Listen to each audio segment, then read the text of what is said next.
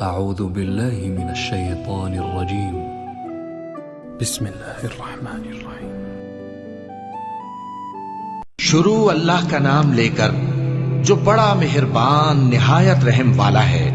ہم نے نوح کو ان کی قوم کی طرف بھیجا کہ پیشتر اس کے کہ ان پر درد دینے والا عذاب واقع ہو اپنی قوم کو خبردار کر دو۔ انہوں نے کہا کہ بھائیو، میں تم کو کھلے طور پر خبردار کرتا ہوں کہ اللہ کی عبادت کرو اور اس سے ڈرو اور میرا کہا مانو، وہ تمہارے گناہ بخش دے گا اور موت کے وقت مقرر تک تم کو مہلت عطا کرے گا۔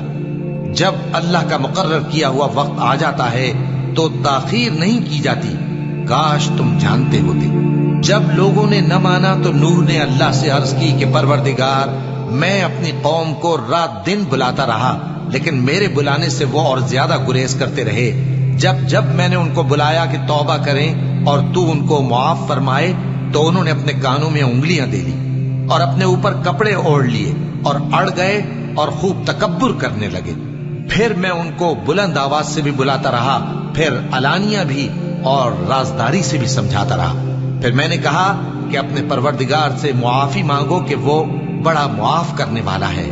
وہ تم پر آسمان سے موسلا دھار میں برسائے گا اور تمہارے مال اور بیٹوں میں اضافہ کرے گا اور تمہیں باغ عطا کرے گا اور ان میں تمہارے لیے نہریں بہا دے گا۔ تم کو کیا ہوا ہے کہ تم اللہ کی عظمت کا اعتقاد نہیں رکھتے، حالانکہ اس نے تم کو طرح طرح کی حالتوں میں پیدا کیا ہے؟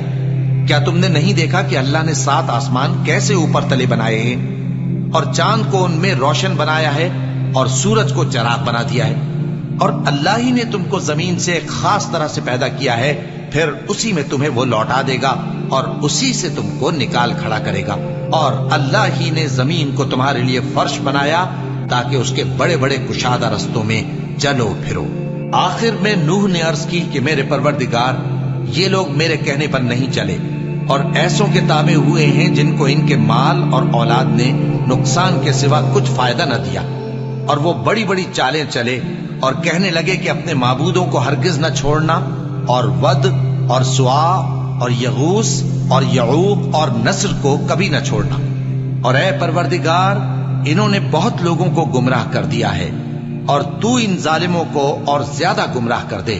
آخر وہ اپنے گناہوں کے سبب پہلے غرقاب کر دیے گئے، پھر آگ میں ڈال دیے گئے، تو انہوں نے اللہ کے سوا کسی کو اپنا مددگار نہ پایا۔